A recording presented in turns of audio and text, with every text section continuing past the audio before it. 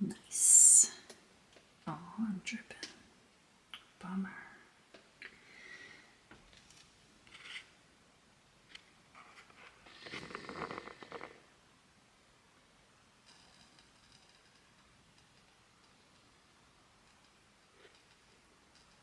Can hear some gases escaping from where I didn't screw the lid on all the way, and dripped some wild yeast starter on my food. Good times. Hi there. So, my second video, I made a wild yeast starter using dandelion flowers from my yard. My yard that is entirely full of weeds, but that's fine.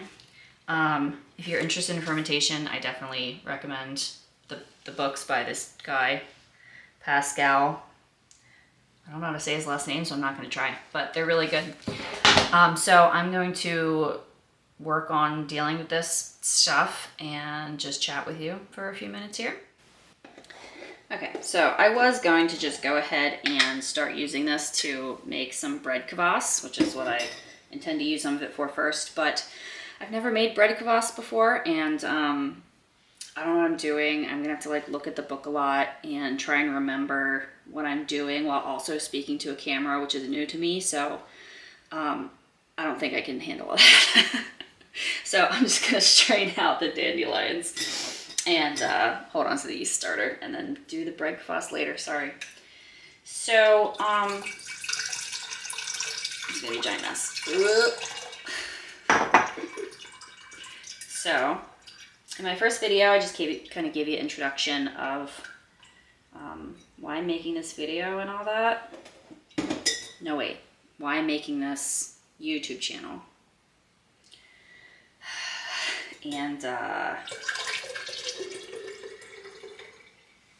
see, I can't do two things at one time. It's impossible for me now. Multitasking, I just get so scatterbrained, I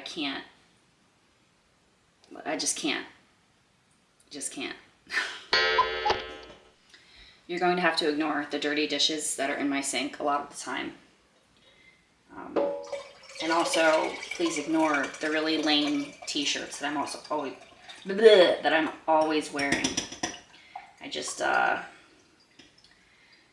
overweight and I haven't really bought new clothes in a long time. I'm hoping that once I lose some weight and get back closer to my ideal, I will have the money to buy some nice new clothes. Not look like a slob wearing random video game t-shirts and t-shirts that my mother-in-law got me from Goodwill all the time. Hi again.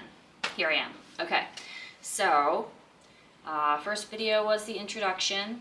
Second video, I'm talking about things I've already been doing, small changes I've made, and improvements I've seen, and then next steps. So,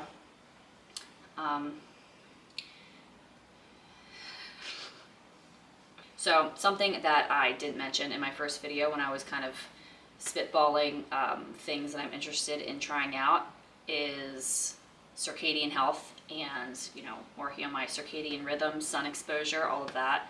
It's very hot right now on Esoteric Health Twitter. So I've already been doing some of that. It's pretty tough. If you're not familiar with any of this, then just quickly, it's about light exposure, the sun exposure to the sunlight, as well as to artificial light, and how that affects our health. And most people have a circadian mismatch because we spend very little time out in the sun, and even when we're out in the sun, we're wearing glasses or contacts or sunglasses, and so we're not getting those light frequencies into our eyes to kind of set our circadian timing. But then on top of that, we are exposing ourselves to these bright artificial lights, which are very high on this blue light spectrum. So they're high in blue light, which just screws up our circadian rhythms and has all sorts of bad effects on our health. So what I've been doing so far in regards to fixing my circadian health is, first thing I did was I got some blue blockers. They're upstairs, so I'm not gonna grab them. Wait, My husband's are down here. Hold on. Okay, so these are from RA Optics. That's the company. They're pretty pricey, but we just wanted to make sure we got the thing that was actually going to work and be high quality from the get-go. So I've been trying to wear blue blockers before sunrise if I'm awake, which unfortunately I am because my daughter wakes up very early. And then after sunset to mitigate, you know, the kind of bright lights that I would normally be exposed to in my house at those times, although I have also been making sure that the lights are dimmer, you know, after sunset and all that, and before sunrise we don't turn on a bunch of lights. But you know, you can't totally avoid it. Like there's lots of things I'd like to do in regards to my light environment, but just for right now, all I've been able to manage is I got the blue blockers and I've been using those, and I have been pretty consistently seeing the sunrise and the sunset. I'm wearing contacts right now. My vision is poor. It's quite poor, which is something else I'm gonna try to address. I don't know if that'll work, but anyway, my vision is quite poor. So I have to wear glasses or contacts. I'm going to try to be moving away from the contacts because that's better to be able to just pull off your glasses and get the sunlight in your eyes without blocking any of the frequencies. But I only have one pair of glasses right now and they're not very comfortable, so I have to wait till I can buy some new glasses before I'm gonna go all in on that. But before I put my contacts in the morning and after I take them off in the evening, I've been going out with my kids, my husband, and watching the sunrise and watching the sunset. And often it's only for a couple of minutes. Optimally, it would be 10 to 15 minutes or more, but I've got a 2-year-old and a 4-year-old, so all of that can be kind of tough. You know, I'm gonna keep trying to improve, but that's what I've been doing so far is in order to work on my circadian health. Viewing the sunrise, viewing the sunset without my glasses or contacts in, and then wearing blue blockers before sunrise and before sunset. So that's the one big thing I've been doing. The other thing, which is really the only other thing that I've done so far, is I've been taking magnesium chloride. I've been trying to take a number of supplements. It's just, I forget. Like, I forget. Like, I need to write every little thing down and like post it on my refrigerator or something because I just can't remember these basic things. I forget constantly. But the magnesium chloride, I have a jug here. I'm gonna show you. So yes, magnesium chloride, water. I've got this stuff. I got it off of Amazon. You can. I don't know how to work this camera. I'll figure it out. I swear. I got that stuff off of Amazon. I think you can probably just use magnesium chloride flakes, like bath flakes. You know, it's the magnesium bath flakes. It's the same thing. But I'm not 100% sure on that. So I just got this stuff. It's not flakes. It's, you know, powder or whatever off of Amazon. And then I got this fancy little jar from Target. It's a liter. It's got a little liter line here. So I just fill it with water and then you add 5 teaspoons of this stuff, which is the recipe on there. And then what does that give you? Let's see. Oh, okay. Yeah, so... Okay, so then each shot that you take is about 180 milligrams of magnesium. So what I just do throughout the day, because you can take a shot, but it tastes really freaking bad. So I just add like a shot to my drinking water. And it definitely changes the flavor a little bit, but not too much. And I just drink this throughout the day. And that's how I'm always getting in my magnesium chloride. So I don't really know how much I'm getting in each day. Depends on my water intake, but yeah, that's how I've managed it, man. It's how I don't forget is I just have this right there in my fridge and add it to my water. So yeah, I've been taking magnesium chloride consistently every day. I basically just add a splash to my drinking water whenever I'm having water to drink. And the improvements I've seen so far, just from those couple of little things, have been pretty massive. Big improvement has been my brain fog and my anxiety. I never really had problems with anxiety, and I don't know if anxiety is exactly the right word for what I was experiencing and still experience sometimes, but it's just like I would, along with having really severe brain fog, I would just feel not right. I guess anxiety is the best word for it. I don't really know, but it was pretty severe for a long time. And I do think, again, I mentioned this in my last video, but my sleep has been improving. Finally, my youngest is 2.5, and maybe like 6 months ago, I was finally able to get her night weaned, and when she was like just over 2, and moved out of my bed into a toddler bed. So we've been continuously making big changes with her sleep, and I'm finally catching up on some sleep. But my sleep deprivation was really bad for, over 2 years. So that's definitely part of it. But that I started to see improvements even while my sleep was still really broken and terrible from implementing these other things. So the brain fog and anxiety was really bad, and just from these couple of changes I've made, they've improved dramatically. Like, I don't know if it's the circadian stuff or the magnesium, but I still get like that sometimes, where my brain fog feels really bad and I also feel anxious, but it doesn't get nearly as bad as it was, and it's not as frequent anymore. It's a lot less frequent now, so that's been really nice. Yeah. So that's been really nice. That's the biggest change that I've seen so far. That might be the only change I've seen. I feel like there's something else. I should have written this down. I'll have to think about it. I'll be right back.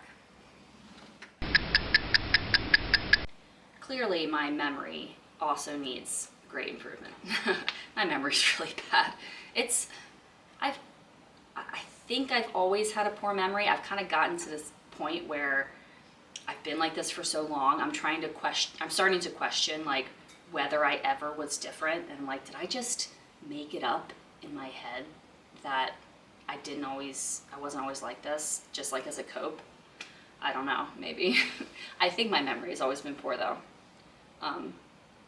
But not this poor. So hopefully that'll improve too. Okay, so I feel like I'm forgetting something. Y'all, it is like a week later and I remembered what it was, okay? It's my libido. My libido has gotten higher. And this is definitely a hormonal thing because, my libido is pretty low almost all of the time for a million years now. But recently, since I've been making these changes, it's along with my cycle, at the appropriate time of my cycle when I'm leading up to ovulation and then during ovulation, I have a higher libido. So that's been really nice, and it's great too because obviously my husband likes that, and I can point to this and be like, look, like all these weirdo health things that I'm getting into, they bear fruit. It's good stuff. So that's been a really nice change, and I'm glad I remembered it to tell you. How exciting. One other thing I did want to mention, as far as changes that I've seen, is my energy.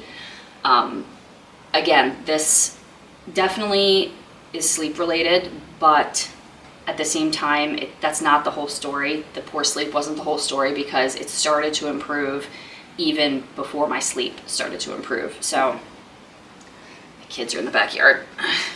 My mom's with them. They're not by themselves.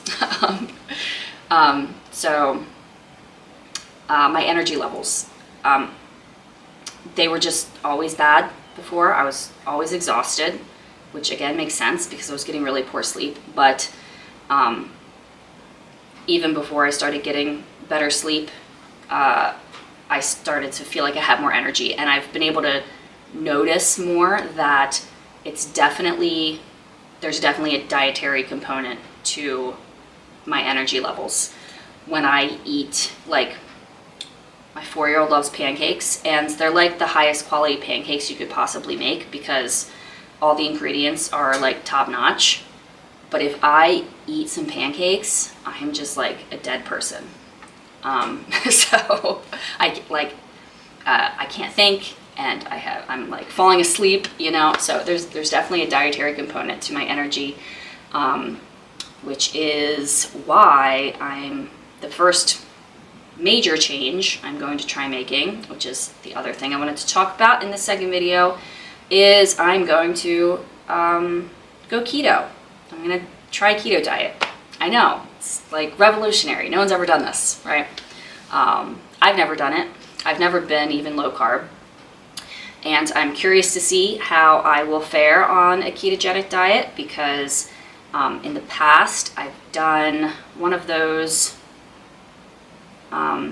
like where you upload your raw genetic data from like 23andMe or something onto a website, and they'll break it down for you and tell you about your genetic S&Ps and just give you like some insights into my health. I used Dr. Rhonda Patrick's website for that, Found My Fitness.